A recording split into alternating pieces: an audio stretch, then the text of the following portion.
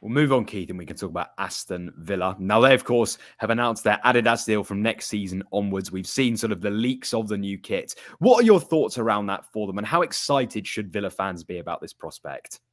Look, it's fantastic news for Villa. Obviously, having been there, knowing what the kit deals were like, and when I was in the Championship with Villa, it was obviously not quite as easy to get those big deals across the line.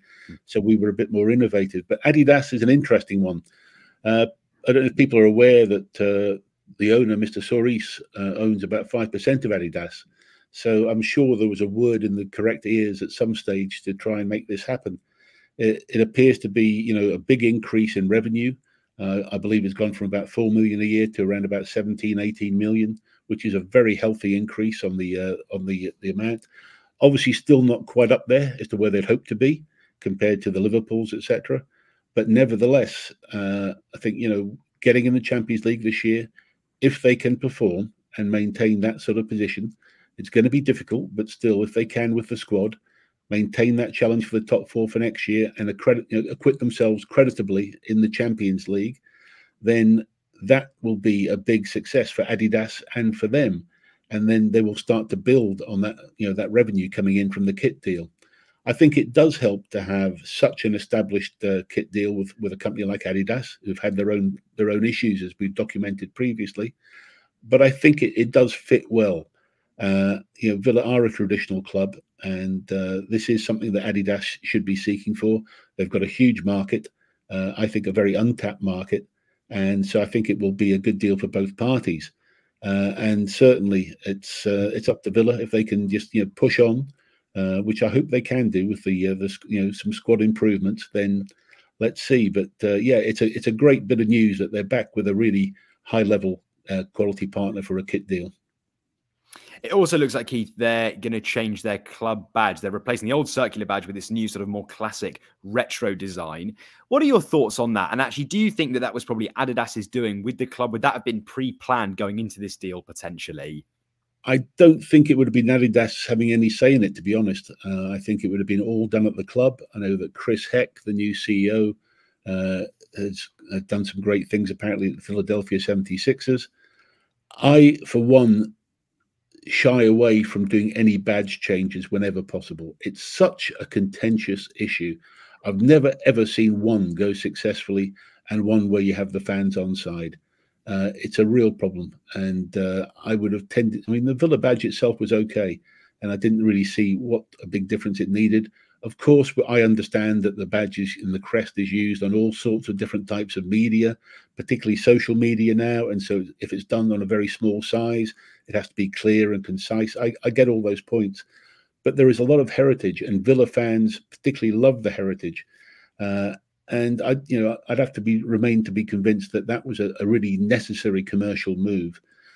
I know that they're also opening a new superstore at the ground, and so obviously the whole kit deal, the whole merchandise side, is something that Chris Heck is focused on, and I wish him luck on getting those numbers up. As I say, that it's a great untapped market in the Midlands, I think, for the Villa fans. But I would have left the badge alone. I get frightened because it doesn't help you win. It doesn't help you win any more football games, sorry. And also, it does tend to alienate part of the fan base, regardless of what you do. As I've said before, football's always 50-50. 50% will love what you do and 50% will hate it. So I would concentrate on other battles. But nevertheless, they've done it. So on we go with a new Villa. Keith, talking of Chris Heck, I mean, we know, as you mentioned in there about the badge, they're increasing the store size. Will that have been sort of targeted because of the Champions League? Will they have seen that going into looking at the top four places, expecting revenue to increase, and actually made those decisions off the back of that, do you think? Would they have held fire to potentially a following season or seasons to come if they didn't reach the Champions League?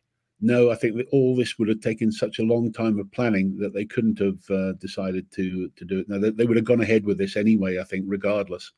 I think they had enough confidence that the team was performing well enough, that they were showing some improvement this season. So they would have gone ahead and announced those sort of things anyway. The Champions League just happened to be a perfect ending for them. And so that, in that sense, they've got a little bit lucky. But there's no doubt, I think, that these improvements would have gone ahead regardless, because they just take so long to plan. Looking at the Champions League, Keith, how excited should the fans be to be back in Europe on the most elite stage? And equally, how many incomings can we expect to Villa Park? Are we expecting some really marquee signings going into the summer? Well, the rumour is today Ross Barkley. I don't know if you'd call Ross a marquee signing, but certainly he's another great quality squad player that they can expect to add. Or at least I think that he's been there before, but he's coming back anyway. He's had a great season at Luton. So that's the first one. And if it's that sort of quality in a squad, that won't be too bad. Look, yes, the fans should be incredibly excited about Champions League group stages. There's nothing bigger and better than those sort of nights. So I know that the Villa fans will travel in great numbers. I know they'll have some great nights at Villa Park, which under the lights, is one of those classic stadia. So everybody should be excited. In terms of numbers, again, I would expect to see about 4, with Barkley being 1. I would expect to see another 3. I need to review the injuries and see what's out there, but I think they do need some help in midfield. Is where I think I see some of the issues, and some a little bit in defence. Ollie Watkins has proven to be a bit of a superstar, and you've got to make sure you've got cover.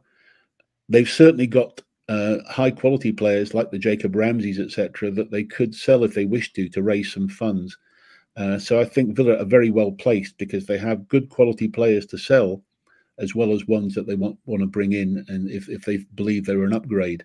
So I think they're well positioned to maintain this challenge. The key will be for Emery getting a deep enough squad to sustain injuries and the quality of Champions League playing. But then again, he's got experience of Europe, so he'll know what he's getting into, so he'll plan accordingly. And with Monchi, the sporting director, who we don't give enough praise to, who is probably the best sporting director I'm aware of anyway, excuse me, with Monchi, who's got massive European experience with Seville and has done wonders, of course, as we all know, in the what was the Cup Winners' Cup, etc. It's going to be an interesting season for Villa because they're prepared, they've got the knowledge, they understand it, and I think they'll execute well. Having Monchi and Unai Emery together is a very potent mix, and the owners have been very good, and I think all these other things behind the club are giving it momentum, and so they're another club that I think is going to be really chasing hard for next season. So I'm watching that one very carefully.